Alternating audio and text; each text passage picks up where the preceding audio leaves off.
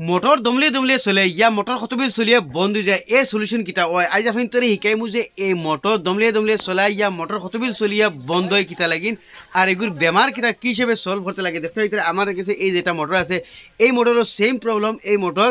দমলিয়ে দমলিয়ে চলে ইয়া কতবিল চলিয়ে মোটর বন্ধ হয়ে যায় তাহলে আজকে ভিডিও আরম্ভ করি ওয়েলকাম টু ইমদাদ ব্লগ মোটরগু আমি কারেন্টের মাঝে লাগাইছি এইটার মধ্যে আমি সুইচ দিমু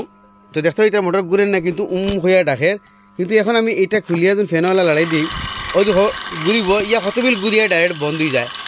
তুমি এখন দেখাই মোটর কতবিল ঘুরিয়া কিন্তু বন্ধ হয়ে যায় এখন ঘুরেন না তার মানে কোনো সময় আপনি তোর মোটর প্রায় মোটর হইলে আওয়াজ কমপ্লেন আয় যে মোটর কতবিল চলিয়া বন্ধ হয়ে যায় ইয়া কোনো সময় দেখাই দেখাই চলে তো এইগুলো প্রবলেম একটা ইয়ে দেখাই দেখাই চলে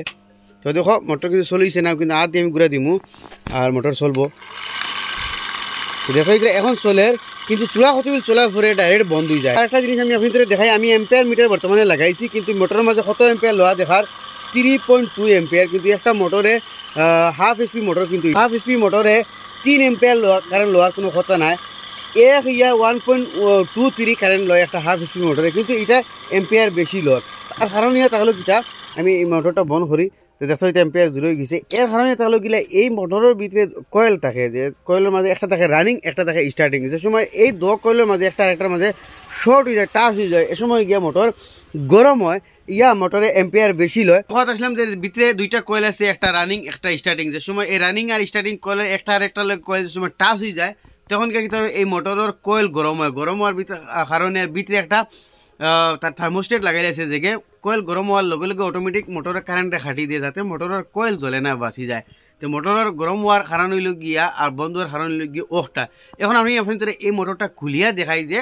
কয়েল কতটুক মানে তোমার নষ্ট হয়েছে ইয়া মানে বালা রয়েছে তো সারা পাশে এটা আমি খুলব তো আমি এই মোটরের ফার্স্টে এই পিনটা খুলে নিলাম আর এই খড়ের যখন পাঙ্খা আছে ওখানে খুললেছি এখন এই যে তিনটা নাট আছে এই তিনটা নাট খুললে খড়ের ডাক্কন খুলি আইব এখন আমি এই তিনটা নাট খুলি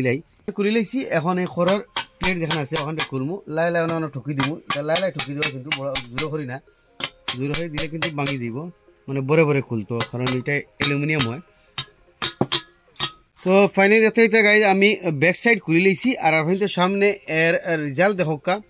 এই মোটরের কয়েল ডাইরেক্ট জ্বলিয়া আপনি তো সামনে একটা ডাইরেক্ট বিরান হয়ে গেছে যদি আপনি তোর কয়েল বালা থাকে তো ডাইরেক্ট আপনি তোর ওলা গোল্ডেন কালার সিগনাল সিলেক্ট দিব আর ভিতরের সাইড দেখা ভিতরে গইল গিয়া স্টার্টিং কয়েল আর ওগুলো গিয়ে রানিং কয়েল বারোর যেগু দুগুর মাঝখানে থাকে গেপ তো কয়েল দেখতে ডাইরেক্ট জ্বলিয়া খালা হয়ে গেছে এই মোটরের এখন কয়েল বানাই ছাড়া আর কোনো ইলাজ নাই আর মোটর যে সময় চলি বন্ধ ইয়া কতবিল চলিয়া বন্ধ হয় ইয়া কোনো সময় ঠেকাই ঠেকাই চলে এর কারণে তাহলে গিয়া এই মোটরের যেন কয়েল দুই ভাগ আছে আমি ওখান থেকে দেখাই ভিতরে দেখায় এক ভাগ থাকে রানিং এক ভাগ থাকে স্টার্টিং মানে আমি ওখান থেকে আগলাগ করে দেখাই জিনিসগুলো তো বুঝতে আপনি তো সুবিধা হইব আর এটার মাঝে একটা থার্মোস্টেট আছে যেগে আপনি তো এই সময় কোনো সময় পলা মোটর আছে না নিয়ে কতবিল চলিয়ে ডাইরেক্ট বন্ধ হয়ে যায় আবার কতবিল বাদে অটোমেটিকলি চালু হয় এর কারণে তাহলে কি থার্মোস্টেট এগো আছে এই থার্মোস্টেটে কিতা করে এই কয়েল যে সময় গরম হয়ে যায় এই থার্মোস্টেটে কিতা করে মোটরের কারেন্টটা খাটি দিয়ে আমি আপনি তোরা দেখাই এই যে মোটরের ভিতরে যে মোটর গরম মানে কতবিল চলিয়ে বন্ধ হয়ে যায় থার্মোস্টেট তার খুঁজলাম এই দেখতে পাইতে তার এই কয়েলের ভিতরে একটা থার্মোস্টেট লাগাইল থাকে এই থার্মোস্টেটটুকু প্রত্যেক মোটরের ভিতরে থাকে তার মানে মোটর কোনো সময় এমনিও ওভার হিট হয়ে যায় ওভার হিট হইলে যাতে কয়েল না জ্বলে এর লাগি এই থার্মোস্টেটটা দিয়া দেয় আর এই থার্মোস্টেটের খাম ওখান যাতে মানে গরমে যাতে কয়েল জ্বলে না আর এই কয়েলটা সেফটি রাখবার লাগে এইটা একটা থার্মোস্টেট প্রত্যেক মোটরের ভিতরে এইরকম একটা থার্মোস্টেট থাকে এটা কয়েলের ভিতরে দেখতে ভিতরে হারিয়ে দিয়েছিল এই থার্মোস্টেটে আপনার তোর বন করে তো গাইজ আমি আপনাদের যারা সে কইছিলাম যে মোটরের ভিতরে একটা থার্মোস্টেট আছে এই থার্মোস্টেটে আপনার খাম করে যখন মোটরের কয়েল গরম হয় ইয়া মোটর গরম হয় তো এই থার্মোস্টেটে আপনার এই মোটরের কারেন্টে মানে কয়েলের কারেন্ট যাওয়াটারে বন্ধ করে দিয়ে আর মোটর বন্ধ হয়ে যায় আবার যে সময় ঠান্ডা হয় আবার অটোমেটিকলি এইটাই কারেন্ট পাস দিয়ে আর চলে আর এইরকম যদি আপনার তোর প্রবলেম হয় মোটর কতবিল চলিয়া বন্ধ হয় ইয়া আপনি তোর দেখাই চলে ইয়া কোনো সময় কি তো হয় আপনি